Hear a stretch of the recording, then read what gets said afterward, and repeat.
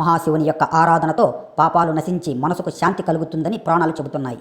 ఈరోజు జాగరణ, అభిషేకం, జపం చేయటం విశేషమైనటువంటి ఫలితాన్ని ఇస్తుంది. అన్ని పాపాలు నశిస్తాయి. సకల సౌకర్యాలను అందించే ఈ పవిత్రమైనటువంటి మహాశివరాత్రి యొక్క మహిమ ఏమిటి? ఈ పండుగకు ఉన్నటువంటి విశిష్టత ఇప్పుడు తెలుసుకుందాం. ఈ కథను చివరి వరకు జాగ్రత్తగా వినండి.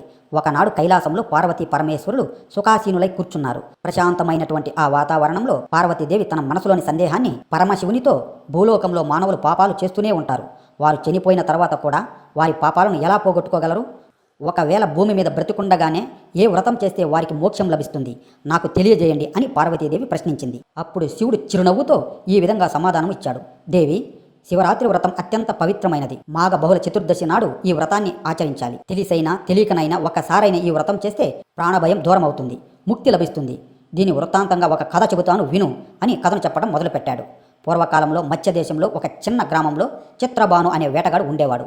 అతడు ప్రతిరోజు అడవికి వెళ్లి జంతువులను వేటాడి వాటి మాంసాన్ని అమ్మి, అలాగే వాటి యొక్క మాంసాన్ని తిని తన కుటుంబాన్ని పోషించుకునేవాడు.